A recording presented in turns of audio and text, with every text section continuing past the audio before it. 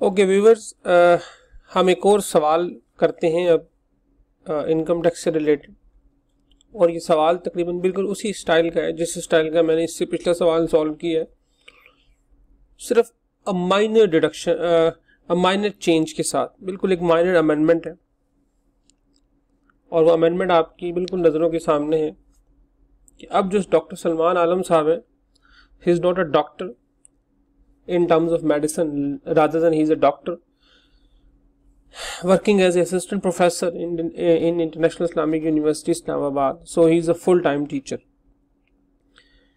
अब आपको पता है कि इनकम टैक्स ऑर्डिनेंस के मुताबिक वो तमाम लोग जो कि फुल टाइम टीचर या फुल टाइम रिसर्चर हों, उनको टैक्स में 25% की रिबेट हासिल है। लेट मी रिपीट अगेन, वो तमाम लोग जो कि फुल टाइम टीचर या फुल टाइम रिसर्चर हों, उनको टैक्स में 25% की रिबेट हासिल है। और फुल टाइम टीचर और फुल टाइम रिसर्चर का जो डेफिनेशन है वो ये है कि वो इस काम के अलावा किसी भी किस्म की मैनेजरियल एक्टिविटीज़ के अंदर इन्वॉल्व ना हो। सिमिलर स्टाइल है इस सवाल का भी कि हमने इसके अंदर उनकी सैलरी इनकम भी शो की है, उनकी प्रॉपर्टी इनकम भी शो की है, और उनकी बिजनेस इनकम भी शो की है। ठीक है, अब हम इसको समझने की कोशिश करते हैं कि जब इस किस्म का केस आए तो फिर किस तरीके से हमें टैक्सेशन को कैलकुलेट करना है किसी भी शख्स की। तो हम इसको ज़रा चलाते हैं आगे, बिल्कुल उसी स्टाइल में जिस स्टाइल में हम पहले सवाल को सॉल्व कर रहे थे। ये हमारे पास जी इसका दोबारा सवाल मौजूद है। ओके जी, क्वेश्चंस की कुछ इस तरीके से शेप है, बिल्कुल उसी तरीके से मैंने इसकी कुछ फिगर्स को लिखा हुआ है। इनकम फ्रॉम सैलरी, ठीक है जी। इनकम फ्रॉम सैलरी की टर्म्स में यहाँ पर हमारे पास कितनी किस्म की सैलरीज के हेड्स मौजूद हैं वो मुझे पता चल गया। यहाँ पे हमारे पास 3 किस्म के हेड्स मौजूद हैं, that is basic salary, then conveyance allowance and then this. तो अमाउंट वही आ गई 15,50,000, 1,80,000 और 1,20,000 रुपये। ठीक है, मैं अगर इस सब को यहाँ पे सम कर लूँ तो मुझे इसकी फिगर मिल जाएगी कि इनका टोटल क्या बनता है। ठीक है, तो ये जी मेरे पास इनकम फ्रॉम सैलरी ओवरऑल आ गई। ओके जी, इनकम फ्रॉम सैलरी के बाद अगला जो मेरे पास हेड है that is income from property. Income from property के अंदर मैंने अब थोड़ा सा चेंज किया है यहाँ पे, और मैंने इसको इस तरह लिखा है कि फर्ज करें इन साहब ने जो अपनी जो प्रॉपर्टी जो किराए पे दी थी वो पैमरा को दी थी। पैमरा मींस एनी गवर्नमेंट ऑर्गेनाइजेशन या एनी कंपनी। कोई भी गवर्नमेंट ऑर्गेनाइजेशन या कंपनी या इंस्टीट्यूशन जो है वो हमेशा प्रॉपर्टी इनकम को पे करते हुए पहले सेपरेट ब्लॉक ऑफ इनकम के तहत टैक्स की विदहोल्डिंग करता है, टैक्स काटता है। तो यहाँ पे बता दिया है कि प्रॉपर्टी इनकम जो पैमरा से मिली है टैक्स की डिडक्शन के बाद वो मिली है 5,80,000 रुपये, और टैक्स कितना डिडक्ट हुआ है 20,000। ठीक है, अब मैं अगर यहाँ पे, इसका मतलब क्या हुआ कि इनकी जो टोटल रेंटल इनकम है, अब इसको हम यहाँ से देख ले हैं, रेंटल इनकम फ्रॉम पैमरा, इसका मतलब ये हुआ कि टोटल जो रेंटल इनकम मिली है अब वो 5,80,000 नहीं है बल्कि वो 6 लाख है।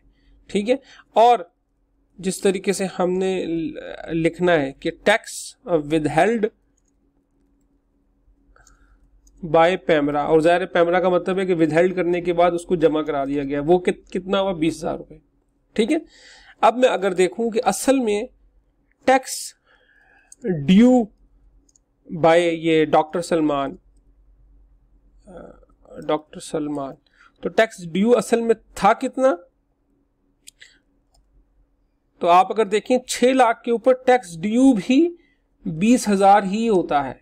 ठीक है, क्योंकि टैक्स विदहेल्ड बाय पैमरा 20,000 था, tax due by doctor Salman जो था वो भी 20,000 रुपये था। इसका मतलब है मैं अगर चाहूँ तो मैं यहाँ पे डायरेक्ट लिख लूँ कि जी tax payable by doctor Salman, तो चूंकि पूरे का पूरा जमा हो चुका है तो अब ये फिगर 0 हो गई है और आपको आगे कुछ भी करने की ज़रूरत नहीं है। इसका मतलब है सेपरेट ब्लॉक ऑफ इनकम के तहत जितनी उनकी टैक्स बनता था वो सारे का सारा कट चुका है। ठीक है जी, तो ये मामला भी बड़े आराम से यहाँ पे हल हो गया।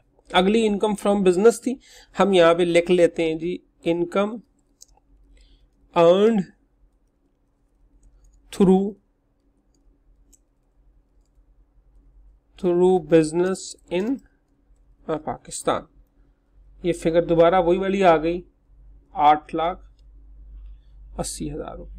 जब मैंने इसको किया तो मेरे पास अब जो टोटल इनकम है वो बेसिकली कितनी आ गई है, वो मेरे पास टोटल इनकम आ गई है 8,80,000 रुपये जमा। मैं अगर ऊपर जाके इसको जमा करूं तो ये मेरे पास फिगर आ गई है। ठीक है, मैं इस शीट को ज़रा थोड़ा सा बड़ा कर लेता हूं। तो इस सिचुएशन में मेरे पास अब जो अच्छा, अब हम इसको आगे थोड़ा सा मजीद देख लेते हैं। सिचुएशन क्या हुई जी यहाँ पे, सिचुएशन यहाँ पे कुछ इस तरीके से हो गई है कि इनकम फॉर बिजनेस, अब इनकम ऑलरेडी डिडक्टेड, सबसे पहले चीज ये आ गई, income already deducted from salary 1,42,000 रुपये और donation to approved institution under section 61। ठीक है, अच्छा जी, मैं अगर अब इस सवाल को यहां से थोड़ा सा, मेरी टोटल टैक्सेबल इनकम कितनी आ गई है, चूंकि इस सवाल के अंदर कोई ऐसी डोनेशन मौजूद नहीं है तो ये ज़ीरो हो गई और मेरी जो टोटल टैक्सेबल इनकम है वो वही आ गई जो कि पीछे मेरी इनकम थी। इसका मतलब है किसी भी किस्म की डिडक्शन मुझे यहाँ पे करने की ज़रूरत उस एज सच नहीं है। ओके, अब यहाँ पे मैं निकाल लेता हूँ जी टैक्स ड्यू। ठीक है, मेरा जो टैक्स ड्यू है वो कितना आ गया। यहाँ पे सवाल सबसे पहले वही वाला पैदा हुआ कि इस केस के अंदर इनकी सैलरी इनकम जो टैक्स अप्लाई होगा वो टैक्स कौन से केस पे अप्लाई होगा, नॉन सैलरीड पे अप्लाई होना है या सैलरीड पे अप्लाई होना है। तो इसका रूल हमें अच्छी तरीके से पता है ऑलरेडी, और वो रूल क्या है, वो रूल हमें बड़ा अच्छी तरीके से पता है कि रूल ये है कि अगर आपकी salary income, if your, rule हमें बड़ा अच्छी तरीके से पता है कि if salary income is more than 75% of total taxable income, then salaried tax rates will be applicable। ठीक है, अगर 75% से ज़्यादा है तो यहाँ पे मैं अगर निकालने की कोशिश करूँ तो यहाँ पर अब मेरे पास सिचुएशन क्या बन रही है कि सैलरी इनकम कितनी है 18,50,000 डिवाइडेड बाय टोटल इनकम कितनी है 27,30,000। मैंने इसको डिवाइड किया, आंसर आ गया 67% के करीब। इसका मतलब है सैलरी इनकम इज 67%, जबकि कंडीशन क्या है कि 75% से ज़्यादा हो। इसका मतलब है जो कि ये नहीं है तो अब हमारे यहाँ पे कौन से रेट्स अप्लाई होंगे, यहाँ पे रेट्स हमारे अप्लाई होंगे नॉन सैलरीड के रेट्स। ठीक है, नॉन सैलरीड के रेट्स मुझे पता है कि ये जो टोटल टैक्सेबल इनकम है ये कौन से ब्लॉक में आ रही है। ये टैक्सेबल इनकम बेसिकली ब्लॉक में आ रही है 24 लाख से 30 लाख की। तो इसके मुझे टैक्स रेट्स हमें इसके पता है, आपको भी इसके बारे में अंदाज़ा है कि ये टैक्स रेट स्टार्ट होता है 2,50,000 plus 20% of amount exceeding 24 lakh. तो 24 लाख से ये ऊपर फिगर कितनी है 3,30,000 रुपये। ठीक है, तो इस तरीके से जो आपका टोटल टैक्स है मैं अगर उसको एक्सेल पे ही निकाल लूँ तो थोड़ा सा आसान हो जाएगा। ये मेरे पास जो टैक्स की फिगर आ गई, ये आ गई 3,16,000 रुपये। ठीक है जी, अब इस 3,16,000 रुपये मेरे पास टैक्स की फिगर आ गई। अच्छा, अब देखें यहाँ पे वो थोड़ा सा चेंज आएगा जिसके बारे में हम बात कर रहे थे। चेंज क्या है जी, लेस। सबसे पहले अब आपने यहाँ पे क्या करना है, टीचर्स रिबेट, मैं दोनों लिख लेता हूँ, टीचर्स या researchers rebate at the rate of 25%।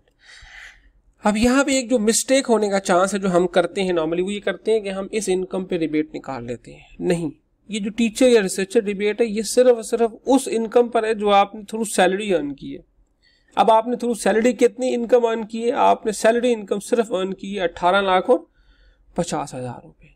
इसका मतलब है आपकी जो रिसर्चर रिबेट निकलनी चाहिए वो किस इनकम पर निकलनी चाहिए, वो 18,50,000 रुपये पर ही निकलनी चाहिए।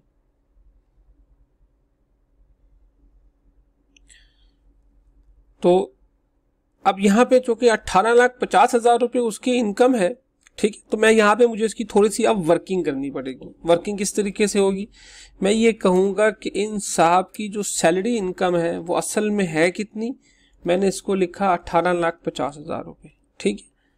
टैक्स पेएबल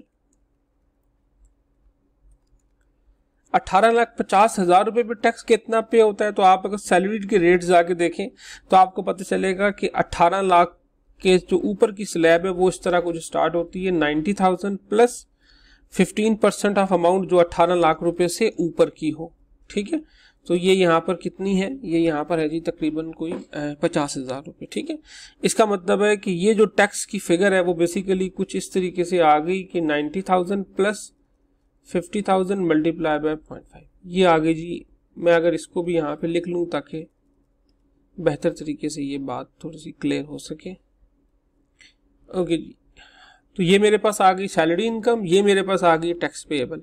ये जो कि टैक्स पेएबल आ गया, इस पे जो अब जो रिबेट है, rebate at the rate of 25%, वो कितनी बनती है, वो यहाँ पर बनती है इसका 25%, ठीक है। इसका मतलब है कि जो मुझे असल में जो रिबेट मिलनी है वो सिर्फ किस चीज पे मिलनी है, मुझे जो असल रिबेट मिलनी है वो टोटल इनकम पे नहीं मिलनी, बल्कि सिर्फ इस इनकम पे मिलनी है जो मेरे सामने मौजूद है, ठीक है। तो मैं रिबेट कितनी लेस करूंगा, मैं रिबेट यहाँ पे लेस करूंगा 24,375 रुपये ओनली, ठीक है। और ये उसकी पूरी की पूरी वर्किंग है जो मेरे सामने मौजूद है, ठीक है। ये मैंने यहाँ पे आपकी उसके लिए थोड़ा सा उसको कर दिया। ये मेरे पास आ गई जी टीचर्स रिबेट 24,375, ठीक है। अब मैं यहाँ पे निकालने की पोजीशन में हूँ अगेन, ये इसी तरीके से कि मैं यहाँ पे लिख सकूंगा कि tax due after teachers rebate, teachers की रिबेट के बाद जो मेरे सामने जो टैक्स ड्यू हुआ है वो कितना हो गया, this minus this figure, this is the teachers rebate जो मेरे पास अब यहां पे जाके ड्यू हो चुका है, ठीक है जी। अच्छा, अब मैंने यहाँ पे जाके देखना है कि जो हम अभी बात कर रहे थे कि लेस एवरेज रिलीफ, कि कोई एवरेज रिलीफ है या नहीं है। तो एवरेज रिलीफ यहाँ पर मेरे पास डोनेशन की शक्ल में मौजूद है, डोनेशन गिवन अंडर सेक्शन 61, ठीक है। इस सवाल के अंदर मैं अगर दोबारा जाऊं इसी सवाल के ऊपर, तो आप देखें कि जो डोनेशन दी हुई है अप्रूव्ड इंस्टीट्यूशन को अंडर सेक्शन 61, यहाँ पे ये बात आपने याद रखनी है दोबारा से कि क्लॉज 61 के अंदर डायरेक्ट डिडक्शन होती है, माइनस करते हैं, जबकि सेक्शन के अंदर जो आप दे रहे होते हैं उस पर रिबेट मिलती है, ठीक है। तो मैं अगर इसको यहाँ पे बस सब खत्म करने की कोशिश करूँ, डोनेशन जो आपने अंडर सेक्शन 61 दी है, डोनेशन का प्रोसीजर आपको अच्छे तरीके से पता है, जो मैंने आपको बता दिया था कि बेसिकली जो आपका टैक्स पे होता है डिवाइडेड बाय जो आपकी टैक्सेबल इनकम होती है। अब देखें यहाँ पे जो आपका टैक्स ड्यू हो रहा है आफ्टर टीचर रिबेट वो हो रहा है 291,625, और टैक्सेबल इनकम आपकी कितनी है वो ऊपर लिखी हुई है 27,30,000 रुपये, ठीक है। मल्टीप्लाई बाय वो अमाउंट जिसके ऊपर आप डोनेशन दे रहे हैं, दैट इज 80,000। तो इस तरीके से मैं अगर यहाँ पर बिल्कुल इसी तरीके से एक्सेल में ही इसकी वैल्यू को मालूम कर लूँ तो मेरे सामने जो फिगर है वो आ जाएगी कि इसको रिबेट असल में कितनी मिल रही है, ठीक है। तो जो इसको रिबेट मिल रही है दैट इज 8,546। ये जो डोनेशन है जो हम अंडर सेक्शन 61 दे रहे हैं, इसके लिए जो कंडीशन मौजूद है वो ये है कि it can not be more than, या मैं कह दूं up to 30% of taxable income, ठीक है। ये आपकी इसकी जो कंडीशन है वो ये है कि यह टैक्सेबल इनकम का 30% से ऊपर नहीं हो सकती। यहाँ पे मैं इसको ऐड कर दूं, in case of individual and association of person, ठीक है। अगर फर्ज करें ये ना इंडिविजुअल ना हो बल्कि ये इंडिविजुअल की जगह कंपनी हो, फिर यही जो केस है ये तकरीबन जाके कुछ 20% के करीब हो जाता है, ठीक है जी। ये जस्ट टू रिमाइंड यू कि इसकी सिचुएशन है क्या। तो ये एवरेज रिलीफ हो गया। दूसरा क्या हुआ जी, दूसरा ये हुआ कि हमारा कुछ टैक्स ऐसा है जो ऑलरेडी कंपनी जो है वो काट चुकी है, तो मैं इसको लिखूंगा जी कि income tax already withheld by employer या यूनिवर्सिटी, वो ऑलरेडी कितना कंपनी काट चुकी है, 142,000। ठीक है, let me again reconfirm it, yes 142,000। तो ये चूंकि माइनस हो चुका है, इसका मतलब क्या हुआ कि अब जो मेरा असल में जो टैक्स पेएबल हुआ, टैक्स पेएबल वो कितना हो गया, 291 बनता था, माइनस उसमें से एक ये चीज माइनस हो गई प्लस ये चीज माइनस हो गई। This is my tax payable. ठीक है, और ये टैक्स पेएबल कौन सा है, ये वो टैक्स पेएबल है जो कि मैं कह रहा हूं कि टैक्स पेएबल अंडर NTR, ठीक है, नॉर्मल टैक्स रिजीम के अंदर है। और यहां पे यही टैक्स पेएबल है इसलिए कि tax payable under separate block of income तो ऑलरेडी हमारा जीरो हो चुका है, उस पर पेमेंट ऑलरेडी हो चुकी है। ठीक है जी, so this is how we actually deal with such questions जिसके अंदर हमारे पास इनकम एग्जिस्ट कर रही होती है, बिजनेस की भी, प्रॉपर्टी की भी, सैलरी की भी, और उसके ऊपर टीचर्स डिबेट की भी बात चल रही होती है। ठीक है जी, so this is how we are going to handle such type of problems. Thank you so much for your time.